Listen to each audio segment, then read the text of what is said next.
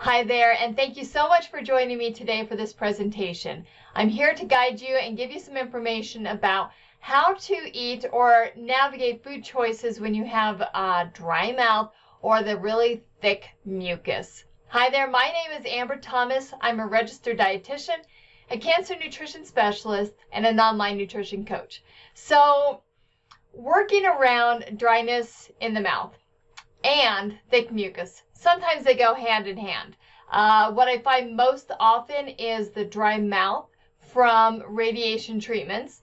Certainly if radiation happens somewhere in the head and neck area and the salivary glands, so the glands that make your saliva are affected, that can definitely change how much saliva you have available in your mouth. Sometimes even the saliva gets kind of concentrated down, which is why you have that thick, ropey mucus sometimes. So these are general guidelines that may help.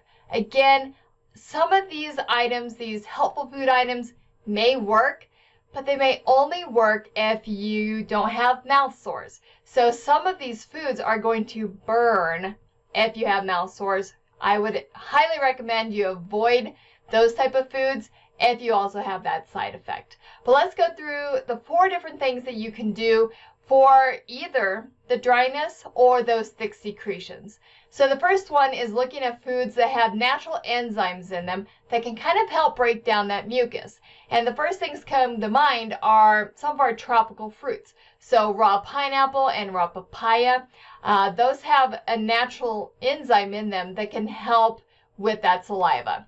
So those foods, though, can definitely burn if you have mouth sores. So I recommend you avoid them if that's also the case. With dryness in your mouth, obviously moisture or feeling like your mouth has enough moisture in it can be a problem. I recommend a lot of sauces and gravies when you eat your food to help things slide down a lot easier. Get really familiar with sauces that maybe you're not used to using. Different kind of flavors. If your taste buds are intact, then using sauces to carry flavors and help sometimes kind of awaken those taste buds for short periods of time with more of the tart and tangy sauces can help. Soft foods work well just because we don't spend a whole lot of time chewing them and exposing them to our dry mouths in order to get them down. So soft foods and foods that have a lot of moisture in the form of gravies and sauces help. And again, flavor, what I just mentioned as far as sauces that have some of that tart, tangy, just flavors that kind of waken up the taste buds and the saliva a little bit can be helpful. As far as the foods to limit, really it just comes down to everyone's personal amount of dryness. So usually the dry foods and the sticky foods can be hard. So the first thing that comes to mind when I think of a dry food is a piece of plain bread. Even a piece of buttered bread can be fairly hard to get down. It just acts like a sponge. It takes any of the moisture you do have in your mouth and just kind of absorbs it. So bread can be incredibly tricky.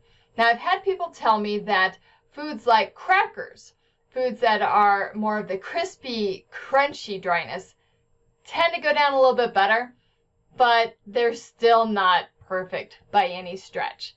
Sticky foods can also be a little bit of a challenge. So having, let's say, a peanut butter and jelly sandwich, that would be incredibly difficult with dryness in your mouth and that thick mucus. So nut butters, I love them when we add them to shakes and smoothies and things like that. So liquid sources, even having a peanut butter sauce on a pasta salad or some sort of dish like that would be great. But really just like using it to give yourself some extra calories and protein in its, I guess, true and natural form, just taking it out of the jar, that's going to be a little bit tricky and probably something I don't advise. Non-food strategies include mouth rinsing. Do this as much as possible. Really, the baking soda and salt rinse can help break up some of that mucus and can also temporarily make your mouth feel better as far as the dryness too. So I have people using the baking soda and salt rinses for quite some time. certainly during treatment and even after treatment, just to help keep that mouth fresh. Also, a little bit of an interesting thing, try gargling with ginger ale. So if the bubbles burn, and that's possible, let it go flat a little bit, but ginger ale can sometimes break up some of that mucus. And in my own personal journey helping people through treatment, I've heard a lot of good reports about using diet root beer. It's worth a shot. You might be able to rinse it around in your mouth, spit it out, see if that helps loosen things up as well. Medications can help in some cases. And most of the time, from my experience, the medical team will wait until after treatment to address this with medications, but there are some out there that can increase the saliva flow that you already have and make your mouth feel a little bit more normal. Last thing is getting a humidifier and putting it in your bedroom. So I'm filming this in Colorado. We're dry here, so humidifiers are awesome pretty much all the time. I cannot even imagine working with a dry mouth and our dry air and trying to sleep. So keeping one of those cool mist humidifiers by your bedside at night can definitely help with the moisture in your near environment, so you don't wake up and feel like, your tongue is stuck to the top of the roof of your mouth and you can't, open your mouth very far because it's glued shut. I do have people who will keep mouth rinses also beside their bed, and if they wake up, probably because their mouth is super sticky, then they have a bottle that they can shake and then puts them in, rinse it around their mouth, and then another container, spit it out, and see if that helps. So, the stickiness in the mouth, the mouth changes and the dryness can really affect how well you're able to eat or eat the foods that you want to eat. So food choices, give yourself a lot of grace around the kinds of foods that you can do. Again, if you're not used to using sauces, if that was kind of an off-limit sort of thing, it added something that you didn't exactly want to put on your meals.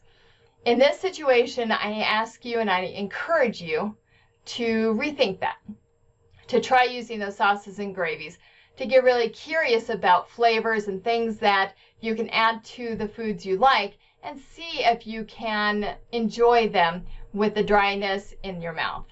So I sure hope this information helped and you found it useful, and I hope to see you again soon.